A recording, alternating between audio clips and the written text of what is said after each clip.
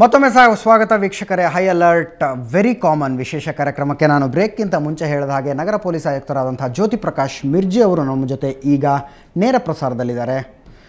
Sir ನಮಸ್ಕಾರ. ಮಿರ್ಜಿ ಸಾಹೇಬ್ರೆ ನಮಸ್ಕಾರ.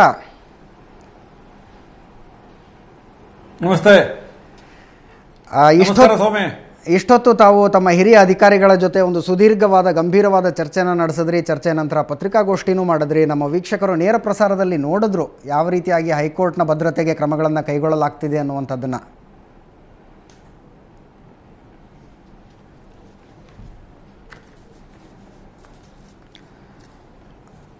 ಜ್ಯೋತಿ ಪ್ರಕಾಶ್ ಮಿರ್ಜಿ ಅವರೇ, ನನಗೆ ಒಂದು ಮಾತು ಅರ್ಥ ಆಗ್ತಾ ಇಲ್ಲ. ನಮ್ಮ ಈ ಕಾರ್ಯಕ್ರಮದ ಹೆಸರೇ ಹೈ ಅಲರ್ಟ್ ವೆರಿ ಕಾಮನ್ ಅನ್ನುವಂಥದ್ದು. ಭಾರತದ ಯಾವುದೇ ಮೂಲೆಯಲ್ಲೂ ಬಾಂಬ್ ಬ್ಲಾಸ್ಟ್ ಆದ ತಕ್ಷಣ ಹೈ ಅಲರ್ಟ್ ಘೋಷಣೆ ಅಂತ ಮಾಡ್ತಿರಲ್ಲ, ಪ್ರತಿದಿನದ ಭದ್ರತೆಗೂ ಹೈ ಅಲರ್ಟ್ನ ಭದ್ರತೆಗೂ ಯಾವ ರೀತಿಯಾದಂಥ ವ್ಯತ್ಯಾಸ ಇರುತ್ತೆ ಅಂತ?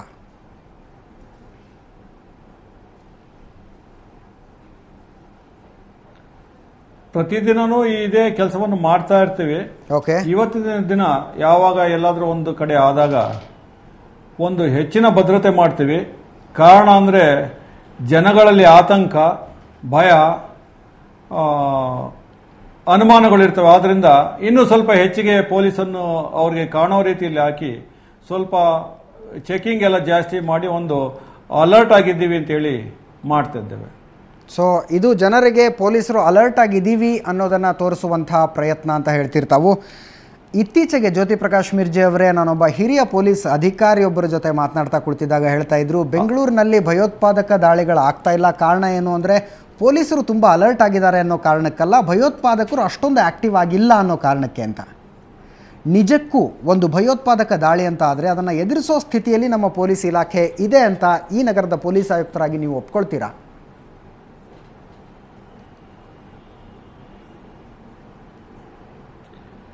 ಈಗ ಕೆಲವು ಹಿರಿಯ ಅಧಿಕಾರಿಗಳು ಅಂತ ಹೇಳಿದ್ರೆ ಒಬ್ಬೊಬ್ಬರು ಒಂದೊಂದು ಅಭಿಪ್ರಾಯ ಕೊಡ್ತಾರೆ. ಓಕೆ, ಅದು ಅವರ ಮಟ್ಟಿಗೆ ಆಗ್ತದೆ. ಆದರೆ ನಮ್ಮ ಪೊಲೀಸ್ ಇಲಾಖೆ, ಬೆಂಗಳೂರು ನಗರದ ಪೊಲೀಸರು ಸಶಕ್ತರಾಗಿದ್ದೇವೆ. ಯಾವುದೇ ತರವಾದ ಘಟನೆಗಳಾಗಲಿ ಅದಾದರೆ ನಾವು ಅದನ್ನು ಫೇಸ್ ಮಾಡಲಿಕ್ಕೆ ತಯಾರಾಗಿದ್ದೇವೆ. ಮತ್ತು ಯಾವುದೇ ಅಹಿತಕರ ಘಟನೆ ಆಗದಂತೆ ನೋಡ್ಕೊಳ್ಳಿಕ್ಕೆ ನಾವು ಸರ್ವ ಪ್ರಯತ್ನ ಮಾಡ್ತಿದ್ದೇವೆ. ನಮ್ಮಲ್ಲಿ ಸಾಕಷ್ಟು ಸಿಬ್ಬಂದಿಗಳು ಎಲ್ಲ ತರಹದ ಟ್ರೈನಿಂಗ್ ಪಡೆದಿರ್ತಾರೆ. ಅವರು they are ready for anything.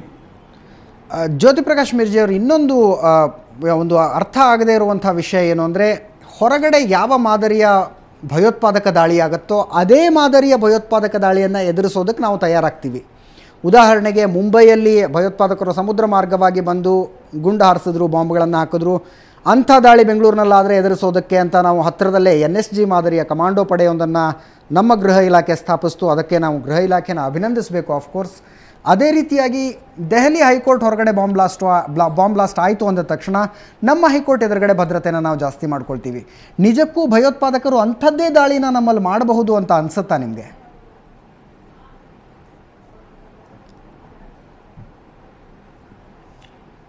ಆ ರೀತಿ ಅಲ್ಲ. ಈಗ ನಾವು ಹೈಕೋರ್ಟ್ ಭದ್ರತೆ ಆಗಲೇ ಹಿಂದೆನೇ ಮಾಡಿದ್ದೇವೆ. ಇವತ್ತು ಸ್ವಲ್ಪ ಹೆಚ್ಚಿನದಾಗಿ ಮಾಡಿದ್ದೇವೆ. ಮತ್ತೆ ಈ ಹೈಕೋರ್ಟ್ಗಳನ್ನ ಟಾರ್ಗೆಟ್ ಮಾಡಿದ್ದಾರೆ ಭಯೋತ್ಪಾದಕರು ಅನ್ನೋ ಒಂದು ಸುದ್ದಿ ಇರೋದ್ರಿಂದ ಇವತ್ತು ಹೆಚ್ಚಿನ ಮಹತ್ವ ಕೊಟ್ಟು ಅಲ್ಲಿ ಸ್ವಲ್ಪ ಇನ್ನೂ ಹೆಚ್ಚಿನದಾಗಿ ಬಂದೋಬಸ್ತ್ ಮಾಡಿ ಅಲ್ಲಿರ್ತಕ್ಕಂಥ ನ್ಯಾಯವಾದಿಗಳಾಗಲಿ, ಉಚ್ಚ ನ್ಯಾಯಾಲಯದ ನ್ಯಾಯಾಧೀಶರಾಗಲಿ, ಅಲ್ಲಿ ಬರ್ತಕ್ಕಂಥ ಕಕ್ಷಿದಾರರಿಗಾಗಲಿ ಇನ್ನೂ ಹೆಚ್ಚಿನ ರಕ್ಷಣೆ ಕೊಡಬೇಕು ಅಂತೇಳಿ ಇರೋದ್ರಲ್ಲೇ ಸ್ವಲ್ಪ ರೆಗ್ಯುಲೇಷನ್ ಜಾಸ್ತಿ ಮಾಡಿ ನಾವು ಅರೇಂಜ್ಮೆಂಟ್ಸ್ ಮಾಡಲಿಕ್ಕೆ ಪ್ರಯತ್ನ ಪಟ್ಟಿದ್ದೇವೆ.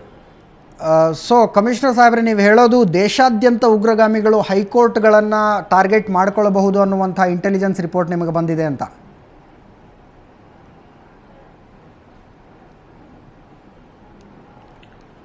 ಈಗ ಹೈಕೋರ್ಟ್ಗಳನ್ನ ಟಾರ್ಗೆಟ್ ಮಾಡುವಂತ ಒಂದು ಸುದ್ದಿ ಇದೆ. ಓಕೆ. ಜನಸಾಮಾನ್ಯರಿಗೆ ಅರ್ಥ ಆಗದೇ ಇರುವಂತಹ ಒಂದು ಮಾಹಿತಿಯನ್ನು ತಮ್ಮಿಂದ ಕೇಳೋದಕ್ಕೆ ಇಷ್ಟಪಡ್ತೀನಿ ಜ್ಯೋತಿ ಪ್ರಕಾಶ್ ಮಿರ್ಜಿ ಅವರೇ. ಏನು ಅಂತಂದರೆ, ಪ್ರತಿ ಸಲ ಭಯೋತ್ಪಾದಕ ದಾಳಿಯಾದಾಗಲೂ ಇದು ಬೇಹುಗಾರಿಕಾ ವೈಫಲ್ಯ ಅನ್ನುವಂಥ ಮಾತುಗಳು ಹೇಳುತ್ತೆ. ಇನ್ನೊಂದು ಕಡೆ ಬೇಹುಗಾರಿಕಾ ಇಲಾಖೆ ಅಂದರೆ ಇಂಟೆಲಿಜೆನ್ಸ್ ಡಿಪಾರ್ಟ್ಮೆಂಟ್ ಮೊದಲೇ ಮಾಹಿತಿ ಕೊಟ್ಟಿತ್ತು ಅನ್ನುವಂಥ ಮಾತುಗಳು ಕೇಳಿಬರುತ್ತೆ. ನಿಜಕ್ಕೂ ಪೊಲೀಸು ಮತ್ತು ಬೇಹುಗಾರಿಕಾ ಇಲಾಖೆಯ ಮಧ್ಯೆ ಒಪ್ಪಿಕೊಳ್ಳಬಹುದಾದಂಥ ಮತ್ತು ಒಳ್ಳೆಯದು ಅನ್ನಬಹುದಾದಂಥ ಸಂಪರ್ಕ ಇರುತ್ತಾ ಅನ್ನೋದರ ಬಗ್ಗೆನೇ ಸಂಶಯಗಳಿದೆ ಜನಸಾಮಾನ್ಯರಿಗೆ.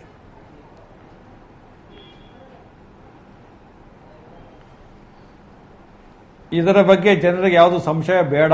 ಓಕೆ, ಬೇಹುಗಾರಿಕೆ ಇಲಾಖೆ ಏನು ವಿಷಯ ಸಂಗ್ರಹ ಮಾಡ್ತಾರೆ, ಅವರು ಸಂಗ್ರಹ ಮಾಡಿ ಇಟ್ಕೊಂಡು ಅವರೇ ಇಟ್ಕೊಳ್ಳೋದ್ರಲ್ಲಿ ಏನು ಅರ್ಥ ಇಲ್ಲ. ಆದ್ರಿಂದ ಅವರಲ್ಲಿ ಬಂದಂತ ವಿಷಯವನ್ನು ಖಂಡಿತವಾಗಿ ಅವರು ನಮ್ಮಲ್ಲಿ ಹಂಚ್ಕೊಂತಾರೆ. ನಾವು as far as Bengaluru city and Karnataka state is concern, ನಾವು ನಮ್ಮ ಸ್ಟೇಟ್ ಇಂಟೆಲಿಜೆನ್ಸ್, ನಮ್ಮ ರಾಜ್ಯದ ಗುಪ್ತಚರ ಇಲಾಖೆ ಮತ್ತು ಈ ಸೆಂಟ್ರಲ್ ಇನ್ಫಾರ್ಮೇಷನ್ ಬ್ಯೂರೋ ಅವ್ರದ್ದು ಒಟ್ಟಿಗೆ ಕೋಆರ್ಡಿನೇಷನ್ ಬಹಳ ಚೆನ್ನಾಗಿದೆ. ಪ್ರತಿಯೊಂದು ವಿಷಯಗಳನ್ನು ನಾವು ಹಂಚ್ಕೊತಾ ಇದ್ದೇವೆ. ನಾವು ರೆಗ್ಯುಲರ್ ಆಗಿ ನಾವು ಅವರು ಮೀಟಿಂಗ್ ಮಾಡ್ತಿದ್ದೇವೆ. ಮತ್ತೆ ರೆಗ್ಯುಲರ್ ಮೀಟಿಂಗು ಮತ್ತೆ 3 months ಒಂದ್ಸತಿ ಬಹಳ ಹೈ ಲೆವೆಲ್ ಮೀಟಿಂಗ್ ಆಗ್ತೀವಿ. ಆಮೇಲೆ ರೆಗ್ಯುಲರ್ ಎವ್ರಿಡೇ ಮೀಟಿಂಗ್ಸು ಅವರು ನಾವು ಏನು ವಿಷಯ ಬಂದರೂ ಹಂಚ್ಕೊಂತೀವಿ. ಅವ್ರಿಗೆ ಗೊತ್ತಾಗಿದ್ದು ನಮಗೆ ತಿಳಿಸ್ತಾರೆ, ನಮಗೆ ಗೊತ್ತಾಗಿದ್ದು ನಾವು ಅವ್ರಿಗೆ ತಿಳಿಸ್ತೀವಿ. ಆದ್ರಿಂದ ಯಾವುದೇ ನಮ್ಮ ಪಾಡಿಗೆ ನಾವು ಇನ್ಫಾರ್ಮೇಶನ್ ಇಟ್ಕೊಳ್ಳುವಂಥದ್ದಿಲ್ಲ. ಬಹಳ ಅಂಡರ್ಸ್ಟ್ಯಾಂಡಿಂಗ್ ಚೆನ್ನಾಗಿದೆ, ಕೋಆಪರೇಷನ್ ಚೆನ್ನಾಗಿದೆ, ಬಹಳಷ್ಟು ಹೈ ಲೆವೆಲ್ ಮೀಟಿಂಗ್ಸ್ ಆಗ್ತಿದೆ. ಲೋಯರ್ ಕೆಳಮಟ್ಟದಲ್ಲೂ ಸಹ ನಾವು ಸಭೆಗಳನ್ನ ನಡೆಸ್ತಾ ಇದ್ದೇವೆ.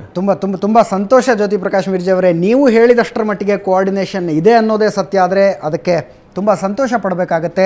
ಕೊನೆಯ 2 ಪ್ರಶ್ನೆಗಳನ್ನು ನಾನು ನಿಮಗೆ ಕೇಳಬೇಕಾಗಿದೆ ಸರ್. ಏನು ಅಂತಂದರೆ, ನಮ್ಮಲ್ಲಿ ಭಯೋತ್ಪಾದನಾ ನಿಗ್ರಹ ಪಡೆ ಅನ್ನುವಂಥ ಒಂದು ಪಡೆ ಇದೆ. ಅದಕ್ಕೊಂದು ವಿಶೇಷವಾದ ಸೆಲ್ ಇದೆ ಪೊಲೀಸ್ ಇಲಾಖೆಯಲ್ಲಿ. ಬೆಂಗಳೂರಲ್ಲಿ ಅದಕ್ಕೊಂದು ವಿಶೇಷವಾದ ಸೆಲ್ ಇದೆ.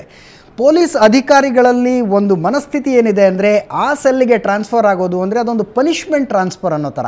ಅಲ್ಲಿ ಏನೂ ಮಾಡೋದಕ್ಕೆ ಕೆಲಸ ಇರಲ್ಲ, ನಮ್ಮ ಪಾಡಿಗೆ ನಾವು ಇರಬೇಕಾಗತ್ತೆ, ಯಾರೋ ಮಾಹಿತಿ ಕೇಳಿದಾಗ ಕೊಡಬೇಕು, ಎಲ್ಲೋ ಘಟನೆಗಳಾದಾಗ ಅದರ ಬಗ್ಗೆ ನಾವು ಮಾಹಿತಿ ಕಲೆಕ್ಟ್ ಮಾಡಬೇಕು ಅನ್ನುವಂಥದ್ದು. ನಿಜಕ್ಕೂ ಒಂದು ಭಯೋತ್ಪಾದಕ ದಾಳಿ ಅಂತಾದರೆ ಅದನ್ನು ಎದುರಿಸೋದಕ್ಕೆ ಸಕ್ಷಮವಾಗಿದೆಯಾ ನಮ್ಮ ಭಯೋತ್ಪಾದನಾ ನಿಗ್ರಹ ಪಡೆ ಅನ್ನುವಂಥ ಪ್ರಶ್ನೆ.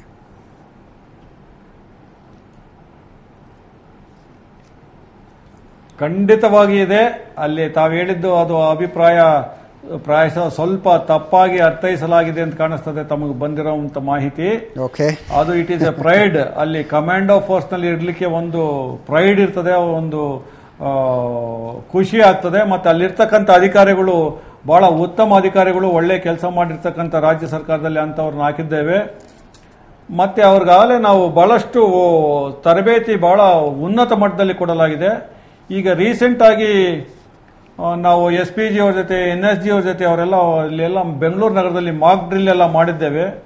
ಅವರು ನಾವು ಸೇರಿ ಮಾಡಿರೋದ್ರಲ್ಲಿ ಎಂತಹ ಪರಿಸ್ಥಿತಿ ಇದ್ರೂ ನಾವು ನಿಗ್ರಹಿಸಲು ಸಾಧ್ಯ ಇದೆ. ನಮ್ಮ ಅಧಿಕಾರಿಗಳು ಶಕ್ತರಾಗಿದ್ದಾರೆ ಮತ್ತು ಬಹಳ ಸಂತೋಷದಿಂದ ಕೆಲಸ ಮಾಡ್ತಿದ್ದಾರೆ. ಅವರಲ್ಲಿ ಎಲ್ಲೂ ಬೇಡದವ್ರು ಇಲ್ಲಿ ಹಾಕಿರೋದು ಅನ್ನೋದು ಸ್ವಲ್ಪ ಒಂದು ತಪ್ಪು ಮಾಹಿತಿ ಅಂತ ನಾನು ಹೇಳಲಿಕ್ಕೆ ಇಷ್ಟಪಡ್ತೇನೆ. ಸೊ ನಿಮ್ಮ ಕಾನ್ಫಿಡೆನ್ಸ್ನ ನಾನು ಮೆಚ್ಕೊಳ್ತೀನಿ ಜ್ಯೋತಿ ಪ್ರಕಾಶ್ ಮಿರ್ಜಿ ಅವರೇ. ನಿಮಗೆ ಕೊನೆಯ ಪ್ರಶ್ನೆ, 1 ಕೋಟಿ ಬೆಂಗಳೂರಿಗರ ರಕ್ಷಣೆಯ ಜವಾಬ್ದಾರಿ ಹೊತ್ಕೊಂಡಿರುವಂಥವ್ರು ನೀವು. ಎಲ್ಲೋ ಒಂದು ಕಡೆ ಇಂಥ ಬಾಂಬ್ ಬ್ಲಾಸ್ಟ್ಗಳಾಯಿತು, ಭಯೋತ್ಪಾದಕ ದಾಳಿಗಳಾಯಿತು ಅನ್ನುವಂಥ ಸುದ್ದಿಗಳನ್ನು ಕೇಳಿದಾಗ ಜನಸಾಮಾನ್ಯ ಒಬ್ಬ ಹೆದರ್ತಾನೆ. ಎಲ್ಲೋ ಹೋಗುವಾಗ ಒಂದು ಖಾಲಿ ಪೆಟ್ಟಿಗೆ, ಅನಾಥವಾಗಿ ಬಿದ್ದಿರೋ ಖಾಲಿ ಪೆಟ್ಟಿಗೆ ನೋಡಿದರೆ ಹೆದರ್ಕೊಳ್ತಾರೆ. ಬಸ್ ಹತ್ತೋದಕ್ಕೆ ಭಯ ಆಗುತ್ತೆ, ಟ್ರೈನ್ ಹತ್ತೋದಕ್ಕೆ ಭಯ ಆಗುತ್ತೆ, ಮಾರ್ಕೆಟ್ನಲ್ಲಿ ಧೈರ್ಯವಾಗಿ ಓಡಾಡೋದಕ್ಕೆ ಭಯ ಆಗುತ್ತೆ. ಒಬ್ಬ ಸಂಶಯಾಸ್ಪದ ವ್ಯಕ್ತಿನ ನೋಡಿದ ತಕ್ಷಣ ಆತ ಭಯೋತ್ಪಾದಕನಿರಬಹುದಾ ಅನ್ನುವಂಥ ಹೆದರಿಕೆ ಶುರುವಾಗುತ್ತೆ. ಹೀಗೆ ಭಯಗ್ರಸ್ತನಾದಾಗ, ಬೆಂಗಳೂರಿಗ ಭಯಗ್ರಸ್ತನಾದಾಗ ಆತನಿಗೆ ಏನು ಹೇಳೋದಕ್ಕೆ ಇಚ್ಛೆ ಪಡ್ತಿರ್ತಾವೆ?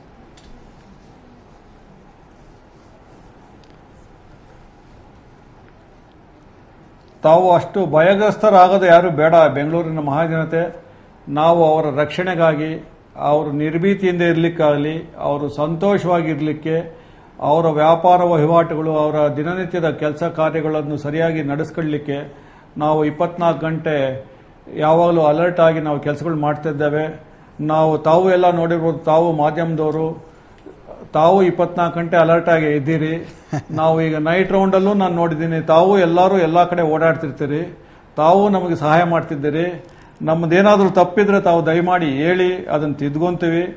ಮತ್ತೆ ನಾವು ಜನಗಳಿಗೆ ಯಾವುದೇ ರೀತಿ ತೊಂದರೆ ಆಗಬಾರ್ದು, ಜನಗಳು ಸಂತೋಷವಾಗಿರಬೇಕು ಅಂತ ಹೇಳಲಿಕ್ಕೆ ನಾವು ಆಲ್ ಔಟ್ ಎಫರ್ಟ್ಸ್ ಮಾಡ್ತೀವಿ, ನಮ್ಮ ಶಕ್ತಿ ಮೀರಿ ನಾವು ಕೆಲಸ ಮಾಡ್ತೀವಿ. ಅದರಿಂದ ಜನರು ನಿರ್ಭೀತಿಯಿಂದ ಅವರು ಇರಲಿ, ಅಂತ ಅನಾಹುತಗಳೇನು ಆಗೋದಿಲ್ಲ ಅಂತ ಹೇಳಲಿಕ್ಕೆ ಜನಗಳಲ್ಲಿ ನಾನು ಆಶ್ವಾಸನೆ ನೀಡ್ತೇನೆ. ಧನ್ಯವಾದಗಳು ಜ್ಯೋತಿ ಪ್ರಕಾಶ್ ಮಿರ್ಜಿ ಅವರೇ, ನಮ್ಮ ಜೊತೆ ಇಷ್ಟೊತ್ತು ನೇರ ಸಂಪರ್ಕಕ್ಕೆ ಬಂದಿದ್ದಕ್ಕೆ ನಿಮಗೆ ಸುವರ್ಣ ನ್ಯೂಸ್ನ ವೀಕ್ಷಕರ ಪರವಾಗಿ ತುಂಬ ಧನ್ಯವಾದಗಳು. ಸೊ ಇಷ್ಟೊತ್ತು ನಮ್ಮ ಜೊತೆ ನೇರ ಪ್ರಸಾರದಲ್ಲಿ ಬೆಂಗಳೂರು ನಗರ ಪೊಲೀಸ್ ಆಯುಕ್ತರಾದಂಥ ಜ್ಯೋತಿ ಪ್ರಕಾಶ್ ಮಿರ್ಜಿ ಅವರಿದ್ದರು. ತುಂಬ ಡಿಪ್ಲೊಮ್ಯಾಟಿಕ್ ಅಧಿಕಾರಿ, ಯಾವುದನ್ನು ಎಲ್ಲೂ ಬಿಟ್ಕೊಡೋದಿಲ್ಲ. ಜ್ಯೋತಿ ಪ್ರಕಾಶ್ ಮಿರ್ಜಿ ಅವರು ಹೇಳೋ ಪ್ರಕಾರ ಆಲ್ ಈಸ್ ವೆಲ್, ಸಬ್ ಠೀಕ್ ಹೈ, ಎಲ್ಲ ಸರಿಯಾಗಿದೆ. ಸೊ ಆ ಮಾತನ್ನು ನಂಬಿಕೊಂಡು ಬೆಂಗಳೂರು ಸೇಫ್ ಅಂತ ಅಂದ್ಕೊಳ್ಳೋಣ. ಇನ್ನಷ್ಟು ಜನ ಕಾಲರ್ಗಳು ನಮ್ಮ ಜೊತೆ ಮಾತಾಡೋದಕ್ಕೆ ವೇಟ್ ಮಾಡ್ತಾ ಇದ್ದಾರೆ, ಆದರೆ ಅದಕ್ಕಿಂತ ಮುಂಚೆ ಒಂದು ಸಣ್ಣ ಕಮರ್ಷಿಯಲ್ ಬ್ರೇಕ್.